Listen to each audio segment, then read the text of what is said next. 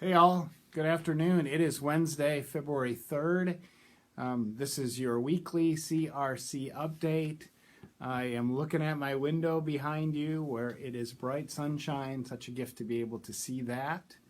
But thank you for taking a few minutes to watch this video, get a little bit of update in regards to what's going on in the life of Community Reformed Church. And we do have big news. We are reopening this Sunday, February 7th. We will have an in-person worship service at 10 a.m. We'll also have our online service at 9 a.m. So if you are coming to the 10 a.m., you'll need to wear a mask while you're in the building. We are going to continue to socially distance. We're also offering wristbands, green, red, and yellow, that just give an indication of your comfort level to people. Green is hugs are good, handshakes are good. Yellow is elbow bumps and fist bumps, and red is I prefer at this point to not have any physical contact. So we've had those on our wrists, but it's hard to see those. So if you are wearing yours, I encourage you to keep it on your hand so that people can see it. But we're excited to have you here. There will be nursery available. So if you have any questions about that, don't hesitate to reach out, but look forward to seeing you potentially on Sunday. And then we are also going to begin Wednesday nights activities next week, Wednesday, February 10th. That will be in person. We'll have dinner at 5:30. There'll be classes for children through middle school and adults. They'll be here on Wednesday nights. The dinner will last from 5:30 until 6.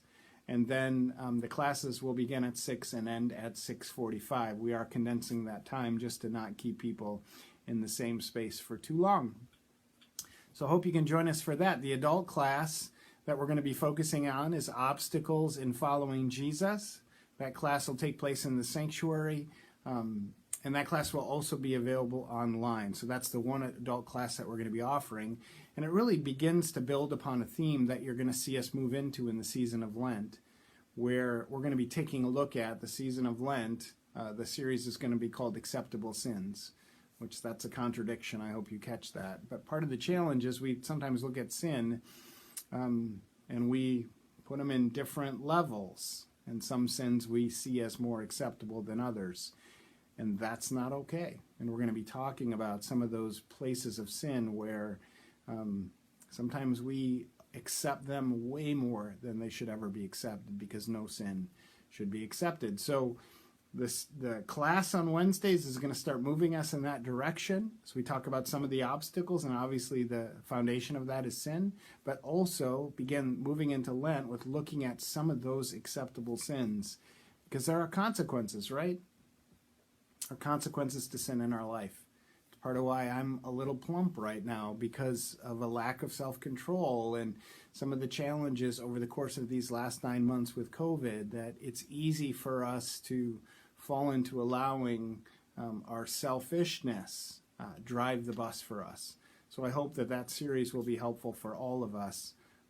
But if you're interested, we're going to start moving into that through this class on Wednesday nights, Obstacles to Following Jesus.